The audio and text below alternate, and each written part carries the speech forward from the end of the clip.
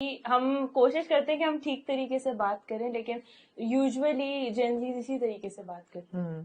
तो हाँ, I feel like हाँ सही है। सही है। Yeah, I think it's I do feel like representation of young youth on television hasn't been the best always.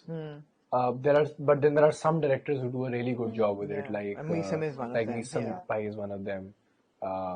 So is tarah, I think there are some directors, but still, clearly, if the young generation is not watching TV dramas उस तरह से, तो then there is maybe a disconnect. कोई disconnect है ना। कोई है disconnect ना, वरना तो फिर हर स्कूल कॉलेज गोइंग बच्चा देख रहा होता हर ड्रामा। या लेकिन ऐसा नहीं है। नहीं, ऐसा नहीं। ऐसा नहीं है, लेकिन मुझे लगता है बेहतर हो रहा है वैसे। अब जरा सा एवोल्यूशन आ रही है, इवन टारगेट मार्केट बदल रही है थोड़ी सी। I think we have example of plays like Parvarish, like Kabhi Main Kabhi Tum. Then there are plays that have been watched by all edges.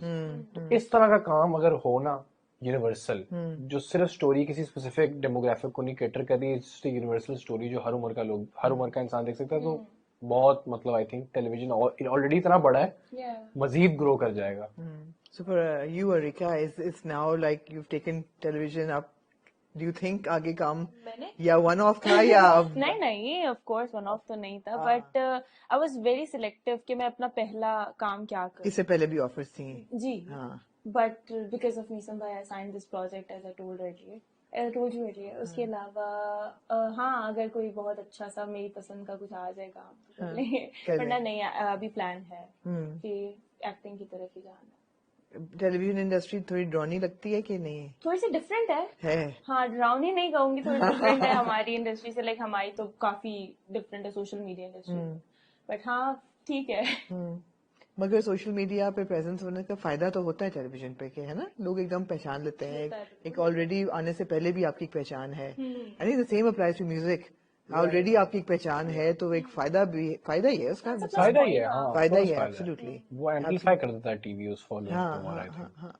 अच्छा, तो रमजान की मुनासबत से थोड़ी बहुत खाने पीने की और रमजान की बात कर लेते हैं। आप लोगों के कलिनरी बैकग्राउंड्स क्या हैं और घर में क्या खाने पीने का शौक है, नहीं है? I know your parents are very hospitable. आपके यहाँ तो दिन रात की पार्टीज और खाने चल रहे होते हैं। खाने का तो है, खाने का है। My mom not so much. हाँ My dad and me, my brother, we're really big on food. हाँ। Like हम foodies हैं, and my dad and me जैसे we love seafood. अच्छा। We're very big on seafood. तो खाने का तो है शौक। Even so Ramzan also becomes that moment of एक हमें एवेन्यू मिल जाता है to just like have a lot of food सहरी पे। थोड़ा बंदा अपना हेल्थ और वो न्यूट्रिशन साइड पे रख देता है। हाँ, तो 30 दिन कहता है, जिम विम तो कर रहे होते हैं साथ, बढ़िया। आई थिंक हमारे अंदर का फूडी बाहर आता है। ऐसा लगता है जैसे कि जेनजी जो है वो बहुत न्यूट्रिशन को लेके सीरियस होगी कि कैलोरी काउंट। होते भी हैं। आप लोग हो? मैं तो हूँ, कह लें थोड़ा बहुत है। हाँ। तो मतलब what is an average days diet for example? It's like protein ज्यादा लेना है, कैलोरी क्योंकि अगर आप डेफिसिट में हो तो उसको मेंटेन करना है, कैलोरी काउंट को। मैक्रोज में इतने नहीं गिनती, लेकिन प्रोटीन, हाँ, प्रोटीन तो हमारी जिंदगी का ऐसा हिस्सा बना है कि उसको Yeah. निकालना बड़ा मुश्किल हो बहुत गया Boy, है। no, it's just when you're, and I don't know if this applies to everyone our age, but because we're acting, Yeah. then acting in dramas also is a drama में medium वैसी solos majority scenes होते हैं, तो then you have to control. Yeah. You can't really just go having junk food every day. Binge every day. हाँ, you heavy can't. foods If I'm not shooting, then मैं काफी उसमें liberty ले लेता हूँ, but when I'm shooting, तो then फिर you have to be a little careful.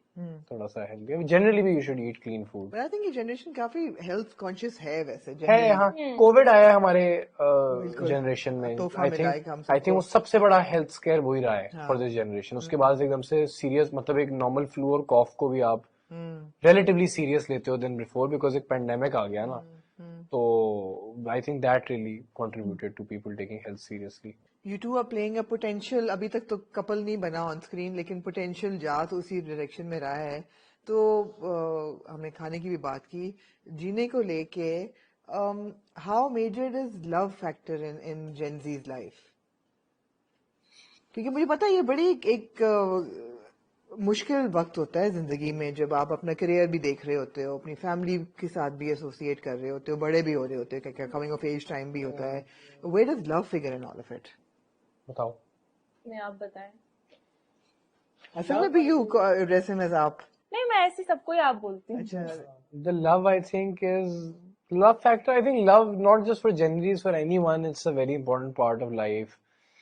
And Gen Zs बस ये है कि जरा जो first love होता है, that really, I think, Stays evolves with you you. as a person Yeah. when you go through it. So for me also personally, yeah, love has always played a very, मतलब for artists वैसे ही I feel like love plays a very big role. I feel like when कहाँ artists से आ रहे गाने, यहीं से तो आ नहीं रहे हैं. true, of course. yeah, so I think it's a nice feeling to be in love. किसी बहुत वाइज बंदे ने कहा था ना कि ऐसा गाना गाने के लिए दिल तो टूटा होना चाहिए, उसके ना टूटा हो तो फिर गाना कैसे निकले. Yeah.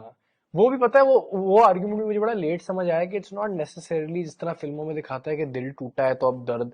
Sometimes it's also when you go through heartbreak or failure, then you get that fuel to really just prove something to someone or to the world.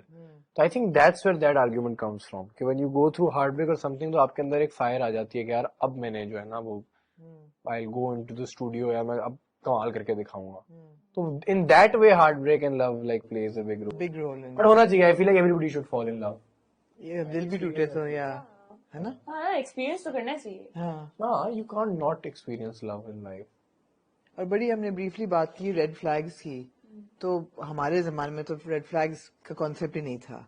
वो यही था शादी Flag था बस. फ्लैग, हाँ फ्लैग है, एब्सोल्युटली फ्लैग था, शादी है, कॉम्प्रोमाइज है, you know you have to make it work और हैव टू कॉम्प्रोमाइज. और जब मेरी शादी थी तब तो मुझे कहा था कि 10 में से 9 दफा तुम्हें कॉम्प्रोमाइज करना पड़ेगा और 1 दफा your husband Zeba and Jami. Yeah, Zeba and and that's Jami. how it will work.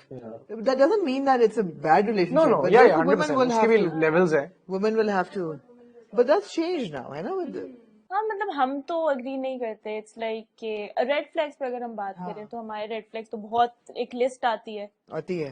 सब लोगों की, जेन जी की अगर मैं स्पेसिफिकली बात करूं तो एक बहुत लंबी लिस्ट आती है. लेकिन मेरे लिए तो डिसलॉयल्टी हो गया. जैसे उसने पहले भी डिसरिस्पेक्ट बोला, तो डिसरिस्पेक्ट हो गया. डिसलॉयल्टी. या डिसलॉयल्टी तो खैर बहुत Definitely, बड़ा ये तो होना चाहिए. Disloyalty तो is the I think the red line. No, Red but line है, still, हाँ.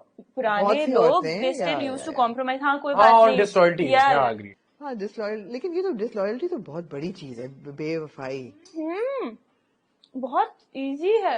मेरे अभी, मैं खैर क्या बोलूं, अपने ही रिश्तेदारों में, वो नाम ना लो, बता दो कहानी. नाम उनको जानता भी हूँ. हाँ. मेरे अपने ताया हैं.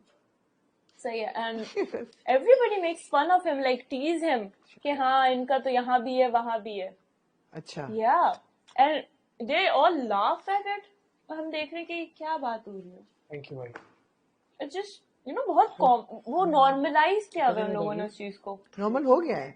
2 बीवियां तो आराम से नॉर्मलाइज हो गई हैं वैसे हमारे तो मुल्क फिर में मैंने तो. बीवी एक ही, बाकी अभी तो Wait, माँ to तो each his तीन पे own, इतना one बोला can't सही agree है. to his own. हाँ. अच्छा, जेन जी में या यंगर जनरेशन ऑफ एक्टर्स में सेंस ऑफ कंपटीशन कितना है? मैंने तो नहीं इतना भी. I think है. है. Yeah, I think there's a fair share of competition because पर आई डोंट थिंक पहले के जैसे जितना है. मुझे तो लगता है अब ज्यादा हो गया है because with social media you're aware of everything the other person is doing.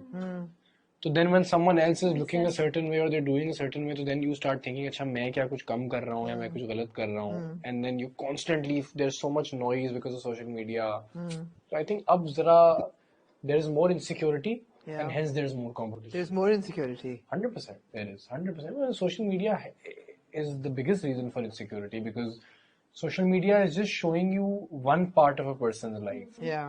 You know, like when you see a person's Instagram, every person's Instagram will look like they're living the best life there is.